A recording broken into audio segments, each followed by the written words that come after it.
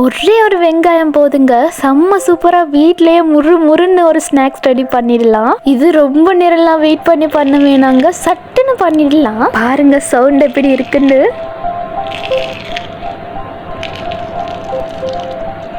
So இதை எப்படி செய்கிறதுன்னு பார்க்கலாமா? ஹாய் ஹலோ அஸ்லாம் வலைக்கம் guys, welcome to home kitchen. நம்ம சேனலை சப்ஸ்கிரைப் பண்ணாதவங்க சப்ஸ்கிரைப் பண்ணிக்கோங்க, கூடவே லைக்கும் பண்ணிக்கோங்க. அப்போ தான் நாங்கள் போட்ட அடுத்தடுத்த வீடியோஸ் எல்லாம் உங்களுக்கு நோட்டிஃபிகேஷனில் வரும். So welcome to the video. இதை குயிக் அண்ட் ஈஸியாக செஞ்சிடலாம் வாங்க. அதுக்கு இந்த மாதிரி ஒரு வெங்காயத்தை தோலெல்லாம் நீக்கிட்டு க்ளீன் பண்ணி எடுத்துக்கிட்டேன். இப்போ இதை வீடியோவில் காட்டுற மாதிரி ரெண்டாக கட் பண்ணிக்கோங்க. வெங்காயத்தை இந்த சைடால கட் பண்ணக்கூடாது, இப்படி கட் பண்ணும்போது ரவுண்டா வராது. ஸோ இப்படி திருப்பி இந்த சைடால கட் பண்ணிக்கோங்க, அப்போ அது அழகா ரவுண்டா எடுக்க வரும். இப்போ இத கட் பண்ணிட்டு ஸ்லைசஸா வெட்ட போறோம். இந்த மாதிரி வெட்டும் போது ரொம்ப கனமா வெட்டிடாதீங்க, அந்த சேம் டைம் ரொம்ப தின்னாவும் வெட்டிடாதீங்க, ஒரு அளவா வெட்டிக்கோங்க, அப்பதான் சாப்பிடுறதுக்கு நல்லா இருக்கும். பாருங்க, எனக்கு ஒரு வெங்காயத்துக்கு 7 ஸ்லைசஸ் கிட்ட வந்துருச்சு.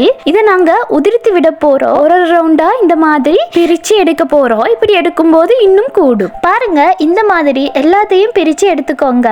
இப்போ இது இருக்கட்டும்.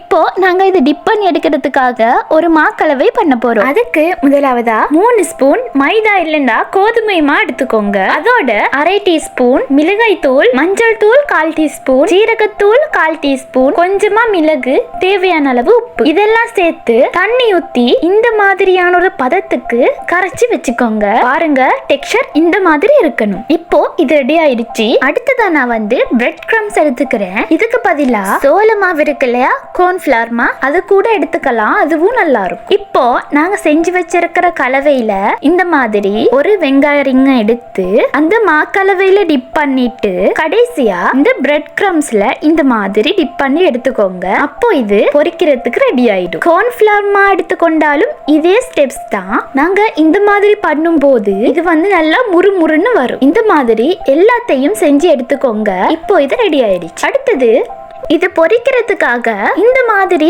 ஒரு பேன்ல கோகோனட் ஆயில் ஊத்திக்கிறேன். என்ன சூடானதோ நாங்க செஞ்சு வச்சிருக்கோம் இல்லையா ஆனியன் ரிங், அத இந்த மாதிரி ஒண்ணா உள்ள போட்டுக்கோங்க. ஒட்டாத முறைக்கு இருக்கு. இதை பொரிக்கும் போது 2 சைடையும் திருப்பி விட்டுக்கோங்க. இந்த மாதிரி பொன்னிறமா வந்ததுக்கு அப்புறமா இதை இறக்கி வச்சிடுங்க. சோ இதே மாதிரி எல்லாத்தையும் பொரிச்சு எடுத்துக்கோங்க. அவ்வளவுதான், ரெடி ஆயிடும். பாருங்க, இது சுட சுட முறுன்னு சாப்பிடுறதுக்கு ரெடியா இருக்கு. இது டொமேட்டோ சோஸோட டிப் பண்ணி சாப்பிடுறதுக்கும் நல்லா. கண்டிப்பா இதை நீங்க வீட்ல ட்ரை பண்ணி பார்த்துட்டு எப்படி இருந்ததுன்னு கமெண்ட்ல சொல்லுங்க. அண்ட் நம்ம சேனலையும் சப்ஸ்கிரைப் பண்ணி வச்சுக்கோங்க. அது எனக்கு அடுத்த வீடியோ போடுறதுக்கு மோட்டிவேஷனா இருக்கும். உங்களை நான் அடுத்த வீடியோல சந்திக்கிறேன்.